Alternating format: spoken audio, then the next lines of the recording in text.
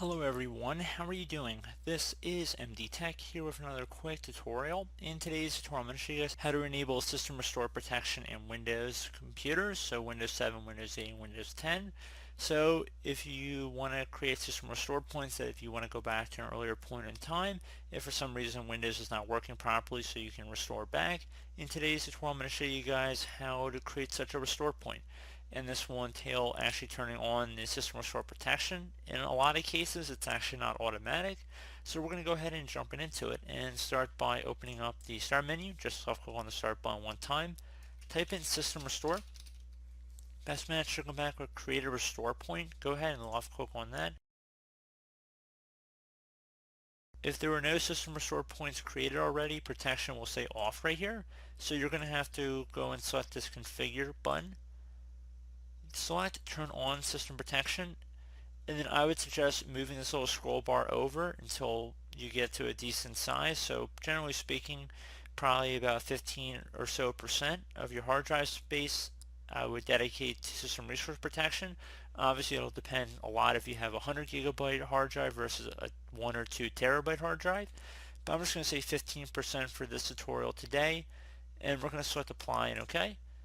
Now that you have turned on system protection, we have to go ahead and create a restore point.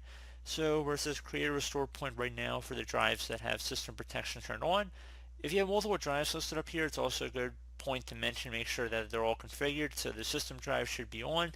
You might have a backup drive as well. You might want to consider turning protection on for that drive as well. Since our local drive, the C drive, is turned on, and that's what we're concerned with in today's tutorial, we're going to go ahead and select create. To create a restore point, you can type in whatever you want. Honestly, you could say before Windows updates or something, and then put the date in which you're making the backup. It'll give you an option to also add a description, generally speaking, too. So you can obviously elaborate a little bit more if you wanted to expand on what I wrote or customize it more to your liking. It's really your own preference.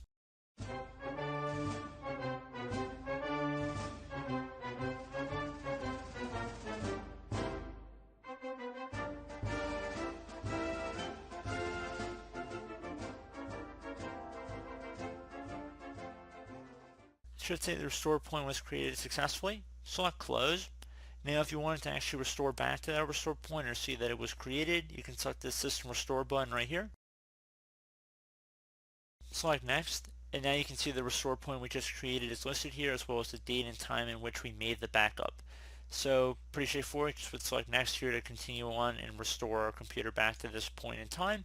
So pretty straightforward process here, guys. Just would select finish to actually run the system restore. So as always, thank you guys for watching. Do hope I was able to help you out, and I do look forward to catching you all in the next tutorial. Goodbye.